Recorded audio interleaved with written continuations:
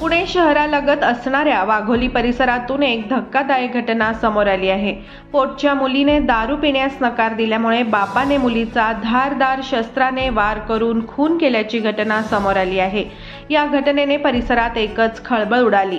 अक्षरा फकीरा दुपारगुडे वय वर्ष 16 असे खून झालेल्या मुलीचे नाव आहे। फकीरा दुपारगुडे वय वर्ष 45 असे खून केलेल्या बापाचे नाव आहे।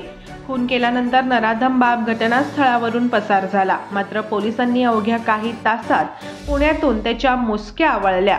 याबाबत लोणीकंद पोलिसांनी दिलेल्या माहितीनुसार वाघोली परिसरात असणाऱ्या प्राथमिक आरोग्य केंद्राच्या पाठीमागे फकीरा दुपारगुडे हा आपल्या मुलीसोबत राहण्यास आहे। त्याला दारूचे व्यसन होते। बुधवारी मुलीने बापाला दारू पिण्यास नकार दिला। यावरून त्यांच्यात भांडणं झाली। मात्र बापाने रागाच्या भरात धारदार शस्त्राने वार करून मुलीचा खून केला। रक्ताच्या थारोळ्यात पडलेल्या मुलीला पाहून फकीरा घटनास्थळावरून पसार झाला। या घटनेची माहिती मिळताच पोलीस घटनास्थळी दाखल झाले।